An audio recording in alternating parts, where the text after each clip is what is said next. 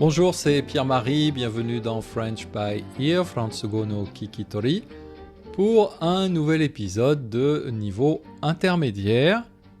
J'espère que vous allez bien, de mon côté je vais très bien, d'autant plus que je viens de terminer ma sieste, et ça tombe bien parce que aujourd'hui j'ai envie de vous parler d'une histoire à dormir debout. Une histoire à dormir debout, c'est une expression française pour dire une histoire incroyable, impossible à croire. Qu'est-ce que c'est cette histoire ? Eh bien, c'est l'histoire de cette société japonaise, enfin c'est pas une histoire, c'est une vraie information. Une société japonaise a présenté il y a quelques mois un produit qui est une cabine pour faire la sieste debout. Le produit ressemble à nos anciennes cabines téléphoniques, peut-être même un peu plus petit, un peu plus étroit encore, et l'idée c'est que on puisse faire la sieste dans cette cabine en position debout. Pourquoi cette société a développé ce produit ? Les entreprises sont de plus en plus intéressées par le principe de la sieste. Il y a eu beaucoup de recherches scientifiques ces dernières années qui ont montré, qui ont prouvé que les employés sont plus productifs, sont plus efficaces dans l'après-midi s'ils ont fait une sieste après leur déjeuner. Donc les entreprises sont intéressées par la sieste pour leurs employés, mais il y a souvent un problème de place dans les bureaux, et donc cette société a inventé ce produit. Bon, je crois que c'est encore une de ces fausses bonnes idées. Une fausse bonne idée, en français, c'est une idée qui d'abord paraît plutôt une bonne idée, mais quand on regarde cette idée d'un peu plus près, quand on l'étudie un peu mieux, finalement, on se dit non, c'est pas une bonne idée. Et donc pourquoi cette cabine est, à mon avis, une fausse bonne idée ? Bon, d'abord, il y a le petit problème de la loi de la gravitation universelle. Vous savez, c'est cette loi qui a été découverte par le scientifique Isaac Newton. La légende dit qu'il dormait, justement, il faisait la sieste sous un arbre quand une pomme lui est tombée sur la tête. Et de ce petit accident, il a déduit sa fameuse loi de la gravitation universelle qui dit « Deux corps quelconques s'attirent en raison directe de leur masse et en raison inverse du carré de la distance de leur centre de gravité. » Vous n'avez rien compris ? Je vous rassure, moi non plus. C'est de la science, donc pour moi aussi c'est un peu du chinois, mais quand même il est assez simple de comprendre que la pomme, quand elle n'est plus tenue par l'arbre, eh bien tout simplement, elle tombe par terre. Et un corps humain, eh bien c'est pareil, c'est comme une pomme. Si le corps humain n'est pas tenu en position debout par les muscles, eh bien, comme la pomme, il tombe. Alors bien sûr, la société qui a fait ce produit explique que à l'intérieur de la cabine, il y a un petit siège pour poser ses fesses, une petite tablette pour poser sa tête et aussi un support pour les genoux. Et donc, en théorie, on doit pouvoir tenir debout dans cette cabine et faire sa sieste. Je reste quand même extrêmement dubitatif.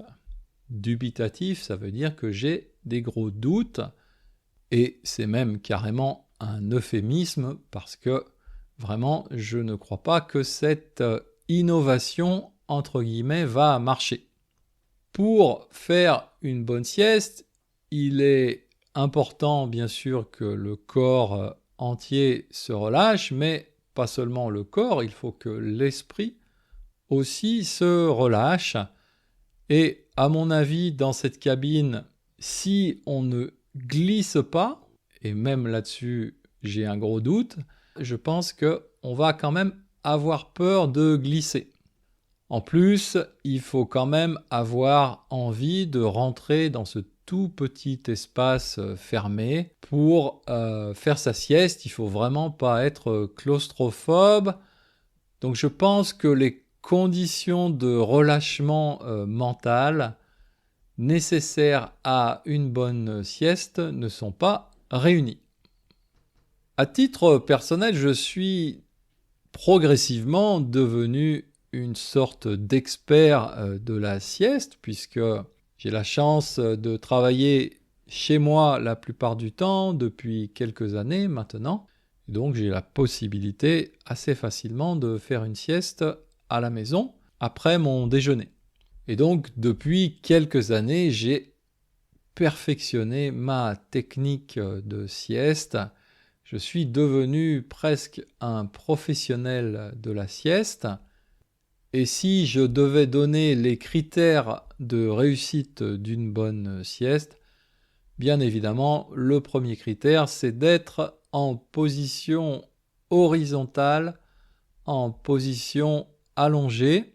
Et en plus, j'ai la chance de pouvoir bénéficier d'une autre innovation japonaise absolument parfaite pour la sieste. Quelle est cette innovation ? Eh bien, tout simplement, c'est le tatami. Alors, c'est une innovation qui ne date pas d'hier, bien sûr, qui existe depuis très longtemps. Mais ce que je veux dire, c'est que le tatami, c'est vraiment la surface parfaite, à mon avis, pour faire la sieste, parce que ça n'est ni trop dur comme un parquet, ou évidemment encore pire, du carrelage. Donc ni trop dur, ni trop mou. Bien sûr, je pourrais aussi faire ma sieste dans mon futon, sur mon matelas, mais là, je prends un risque, je prends le risque de faire une sieste de 2 ou 3 heures, et bien sûr, ça n'est pas souhaitable, puisque les différentes études scientifiques, encore une fois, ont montré que la durée idéale d'une sieste, c'est entre 20 et 30 minutes. Donc voilà, ça c'est vraiment à mon avis la base, être couché et en plus si possible sur un tatami avec simplement un petit oreiller. Puisque le télétravail se développe, je crois que dans beaucoup d'entreprises, il y a de la surface disponible maintenant, puisque tous les employés ne sont pas toujours ensemble tous les jours au bureau. Et donc, cet espace disponible, pourquoi ne pas faire une washitsu, une pièce japonaise avec simplement du tatami et inviter ses employés à y faire une petite sieste après leur déjeuner. Isaac Newton, quand il était sous son pommier, bien sûr, il n'était pas sur un tatami, mais quand même, il était en position allongée, il faisait une bonne sieste, il était en train de piquer un petit roupillon. C'est une autre expression pour dire faire une petite sieste. Donc il piquait son petit roupillon totalement relâché, le corps et l'esprit relâchés. La pomme lui est tombée dessus et il a accouché de cette théorie qui, bien sûr, maintenant, l'a rendu très célèbre. Donc peut-être encore une raison supplémentaire d'ignorer totalement cette invitation à faire la sieste debout. Voilà, c'est tout pour aujourd'hui. Retrouvez la transcription comme d'habitude sur mon site internet et je vous dis à bientôt. Mata Jikai.